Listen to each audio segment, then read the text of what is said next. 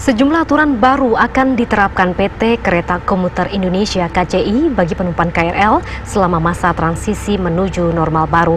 Setelah memperketat protokol kesehatan, PT KCI akan melarang balita untuk naik KRL serta membatasi penggunaan KRL bagi penumpang lanjut usia.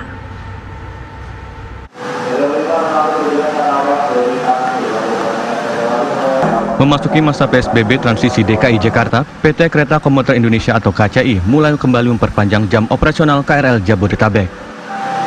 Selain itu, mulai 8 Juni 2020, PT KCI juga akan memberlakukan beberapa aturan baru bagi penumpang KRL. Salah satu aturan yang akan diterapkan adalah melarang anak berusia di bawah 5 tahun atau balita untuk naik KRL.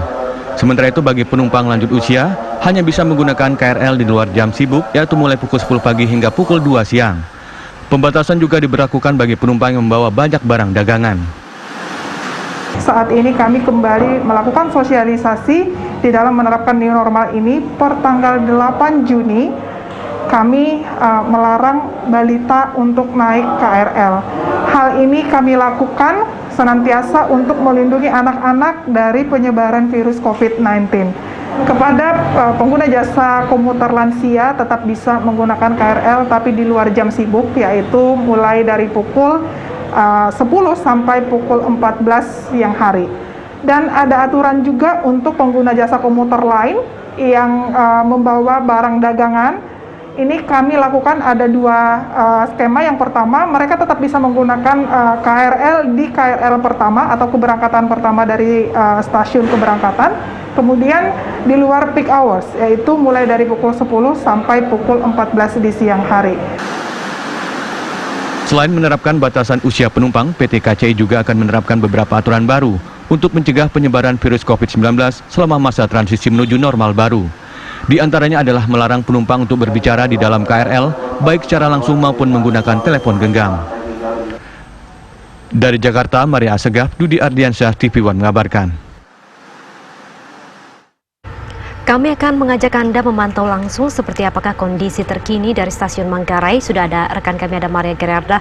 Kemudian kita juga akan melihat situasi terkini di hari pertama operasional moda raya transportasi MRT Jakarta. Ada Anggia Eboni. Saya terlebih dulu ke Maria Gerarda. Bagaimana pantauan Anda hingga siang ini? Terlihat berapa persen kenaikan jumlah penumpang? Baik Dita Faisal dan juga pemirsa, selamat siang. Untuk data jumlah penumpang pada hari ini memang belum dapat kami kabarkan karena tentunya belum ada data resmi dari PT KCI. Namun sejak pada tanggal 1 hingga tanggal 3 kemarin, data terakhir yang kami himpun memang cukup fluktuatif untuk jumlah penumpang.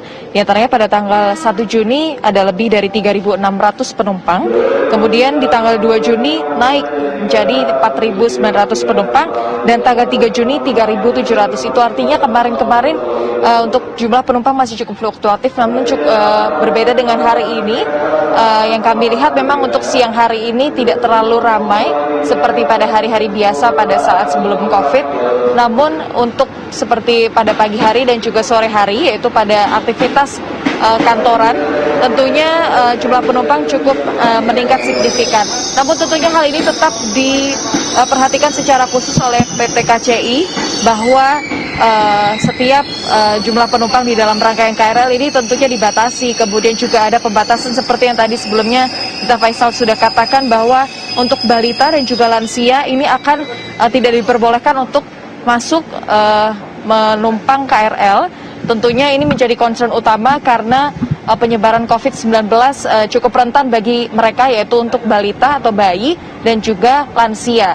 Namun untuk jumlah keberangkatan kereta ini juga sudah ditambah di masa PSBB transisi DKI Jakarta ini. Di antaranya adalah tetap 88 rangkaian KRL per hari, namun untuk jumlah keberangkatan kereta ditambah menjadi sekitar 800. Sehingga untuk jadwal keberangkatan pun juga ditambah, yaitu jika sebelumnya dimulai pukul 5 pagi hingga 6 sore, untuk mulai hari ini dimulai dari pukul 4 pagi di wilayah-wilayah penyangga DKI Jakarta dan selesai pada pukul 8 malam.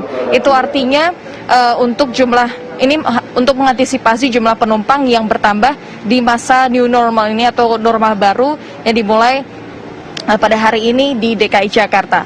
Selain itu tentunya protokol-protokol kesehatan masih terus diterapkan di sini, diantaranya adalah wajib mencuci tangan pada saat memasuki stasiun Manggarai, kemudian wajib menggunakan masker dan ada pengecekan suhu tubuh pada saat memasuki pembelian tiket maupun juga memasuki loket untuk masuk ke gerbang KRL. Kemudian juga hingga saat ini PT KCI masih terus memberikan pantauannya secara langsung baik di dalam rangkaian kereta maupun di area stasiun, tentunya untuk mengecek satu persatu, memantau satu persatu aktivitas para penumpang supaya tetap menjaga jarak, kemudian tetap tidak berdesakan meskipun jumlah penumpang mulai meningkat pada hari ini. Sementara demikian, Dita Faisal. Terima kasih Maria Gerarda atas laporan Anda, dan saya akan menuju ke MRT Jakarta. Ada Anggia Eboni.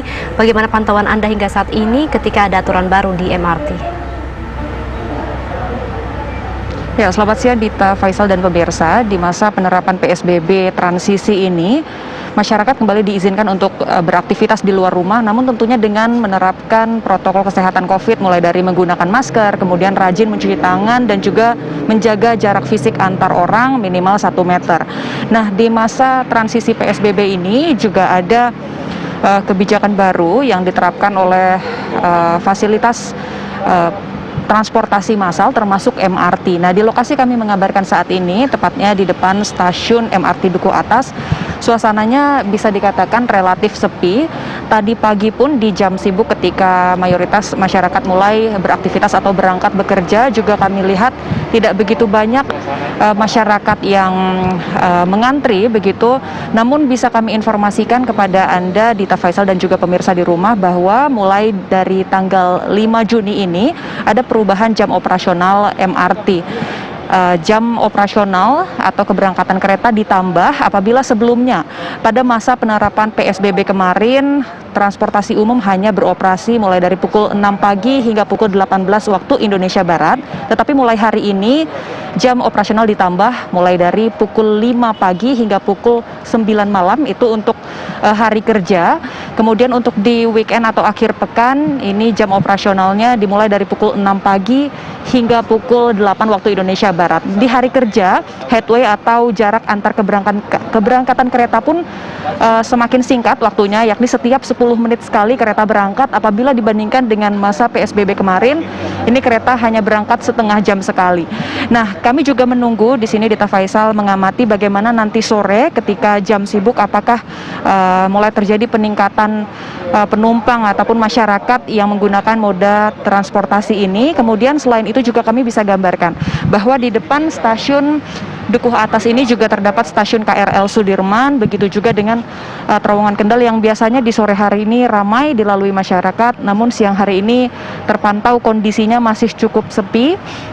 Kemudian selain dari kondisi bagaimana di sekitar stasiun, kami juga mengabarkan untuk protokol ataupun penerapan protokol kesehatan di sekitar stasiun. Kami lihat sudah banyak fasilitas mencuci tangan, fasilitas untuk cuci tangan yang disediakan bagi masyarakat lengkap dengan sabun. Jadi masyarakat yang melintas, khususnya pejalan kaki, ini bisa mencuci tangan untuk menjaga kebersihan diri dan tentunya untuk mencegah penyebaran virus corona. Selain itu, Dita, Faisal dan pemirsa, juga kami gambarkan situasi lalu lintas di sekitar stasiun Dukuh Atas ini. Kami pantau di kawasan Sudirman menuju MH Tamrin. Saat ini kondisi lalu lintas relatif lengang, meskipun tadi pagi hingga siang juga kami lihat terjadi cukup peningkatan yang cukup kami pantau ada kendaraan yang melintas cukup banyak, tetapi di siang hari ini kembali sepi. Nanti tentunya kami akan memantau juga bagaimana kondisi di sore hari di jam sibuk ketika orang-orang sudah mulai selesai beraktivitas. Dita. Terima kasih Anggia Eboni atas laporan Anda, begitu juga dengan Maria Gerarda. Selamat kembali bertugas. Pemirsa, kami akan hadirkan informasi perkembangan COVID-19 saat lagi.